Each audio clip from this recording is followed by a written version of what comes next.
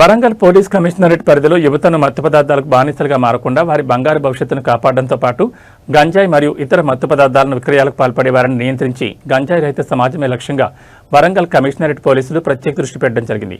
ఇందులో భాగంగా east zone DCP Ankit Kumar ఆధ్వర్యంలో దామెర పోలీసులు అంతర్రాష్ట్ర గంజాయి స్మగ్లింగ్ పాల్పడుతున్న నిందితుని అదుపులోకి తీసుకుని విచారణ చేయగా గంజాయి కొనుగోలు విక్రయాలకు సంబంధించి కీలక వివరాలు వెలుగులోకి వచ్చాయి. ముదిగొండ నాగేశ్వరరావు, వయసు 55, పులకుర్తి గ్రామం, దామెర మండలం, హనుమకొండ జిల్లా. ఇతను సులభంగా డబ్బు సంపాదించాలనే ఉద్దేశంతో నిందితుడు తనకు ఉన్న నెట్వర్క్ ద్వారా ఒడిశా రాష్ట్రానికి చెందిన రమేష్ మరియు సుధాకర్ వద్ద తక్కువ ధరకే గంజాయి కొనుగోలు చేసి తెలంగాణ, మహారాష్ట్ర, కర్ణాటక, ఆంధ్రప్రదేశ్ రాష్ట్రాలకు సంబంధించి నిందితులు ఉర్దూ, రామ్దాస్ శేషారావు, బేరదార్, అక్లిం, షారూక్ ఖాన్, షేక్ అక్బర్, నునావత్ రాజుల ద్వారా ఎక్కువ ధరకు విక్రయించినట్టుగా ప్రాథమిక విచారణలో వెల్లడైంది. పోలీసులు పట్టుబడిన నిందితుడు ఇచ్చిన సమాచారం పోలీసులు అతన్ని ఇంటి నుండి సుమారు భారీ మొత్తంలో ₹1,25,00,000 విలువ చేసే గంజాయిని స్వాధీనం చేసుకున్నారు. దీనికి సంబంధించిన పోలీసులు దర్యాప్తు చేపట్టడంతో పాటు పోలీసులకు పట్టుబడిన నిందితుడు నాగేశ్వరరావు నుంచి గంజాయి కొనుగోలు చేస్తున్న మిగతా రాష్ట్రాలకు చెందిన నిందితులను పట్టుకునేందుకు ప్రత్యేక టీంలను ఏర్పాటు చేయడం జరిగింది. మత్తు పదార్థాల కట్టడికే ప్రజలు సైతం తమ వంతు సహకారం అందించాలని, ప్రధానంగా ఎవరైనా గంజాయి విక్రయాలకు పాల్పడినా వినియోగించిన స్థానిక పోలీసులకు సమాచారం అందించాలని ప్రజలకు విజ్ఞప్తి చేస్తున్నామన్నారు. గంజాయి స్మగ్లర్లను పట్టుకోవడంలో ప్రతిభ కనబర్చిన Parakala ACP Satish Babu, Sayampet circle inspector Sudhakar Reddy, Atmakur inspector Santosh, Damera S Veerabhadrarao, Sayampet SI Parameshwar, Parakala SI రఘుపతితో పాటు ఏయుబో సల్మాన్ పాషా, దామెర సాయంపేట కానిస్టేబుళ్లను మనస్ఫూర్తిగా అభినందిస్తున్నారని వరంగల్ పోలీస్ కమిషనర్ తెలిపారు.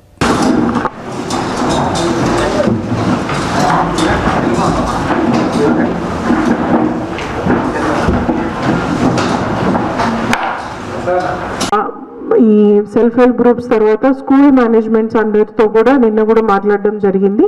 సో ఒక క్రమ పద్ధతిలో సిస్టమేటిక్గా అందరి స్టేక్ హోల్డర్స్ని ఈ సమస్యను రూపుమాపడానికి మీడియా సహకారం అవసరము, పోలీసులు చేయాల్సిన బాధ్యత ఉంది, అట్లాగే స్కూల్ మేనేజ్మెంట్స్ బాధ్యత ఉంది, అట్లాగే సెల్ఫ్ హెల్ప్ గ్రూప్స్ బాధ్యత ఉంది, అట్లాగే రాజకీయ నాయకుల బాధ్యత ఉంది, గవర్నమెంట్ ఆఫీసర్స్ బాధ్యత ఉంది. అందరినీ కూడా ఒకే తాటి మీదకి తీసుకొచ్చి ఒకే ఫోకస్డ్ ఎఫర్ట్స్ ద్వారా కూడా ఇంకా వీడియోలు ఉంటాయి. ఇట్ మా video is not the entire story. Is it ఎవరు అదే రాధికాని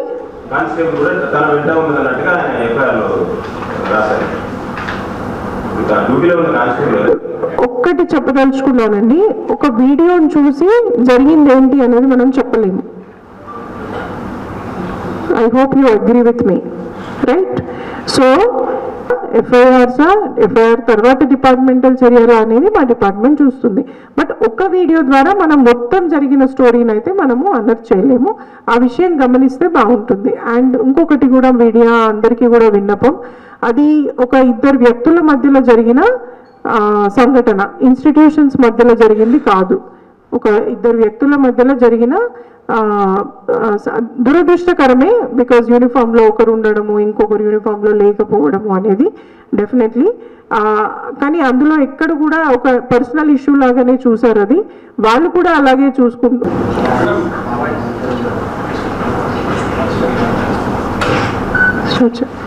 అందరికీ నమస్కారం. ఈరోజు ఈ ప్రెస్ బ్రీఫ్కి మీడియా మిత్రులందరికీ నా స్వాగతం. ఇది గత నిన్నటి రోజు మనము ఒక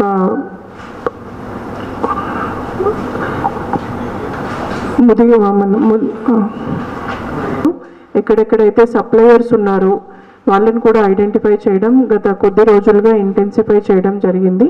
దాంట్లో ఇక ముందు కూడా కొన్ని చర్యలు తీసుకోబోతున్నాము. అయితే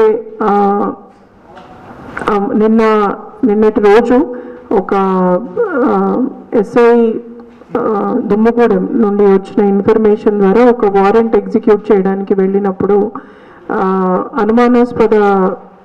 అనుమానాస్పదంగా ఒక విశాఖపట్నం సీలేరు ప్రాంతం నుండి తను కొనుక్కుంటున్నట్టు, అలాగే ఇంకా మన రాష్ట్రంలో ఇంకా బయట రాష్ట్రంలో చాలామందికి అమ్ముతున్నట్టు చెప్పారు. ఫర్దర్ డీటెయిల్స్ ఇంకా మేము ఇన్వెస్టిగేట్ చేయాల్సి ఉంది. కానీ ఇప్పుడు అతన్ని అదుపులోకి తీసుకొని అతన్ని రిమాండ్ చేయడం జరిగింది.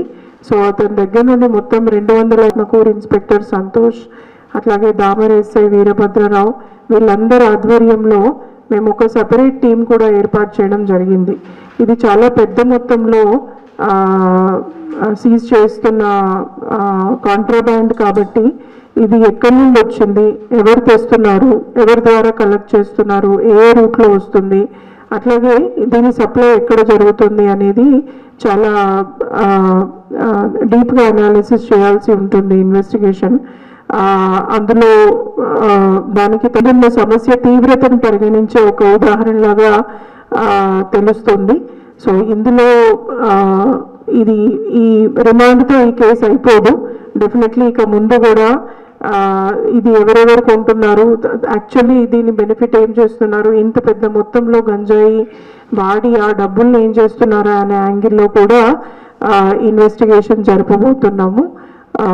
దీంట్లో చాలా మంచిగా ఇమీడియట్గా యాక్ట్ అయ్యి తర్వాత ఈ ఇన్వెస్టిగేషన్లో ఇంకా కంప్లీట్ కాలేదు కాబట్టి అందరినీ నేను ఇప్పుడు చేసేది ఏంటంటే ఈ సమస్య డెఫినెట్లీ మన సమాజంలో ఉంది.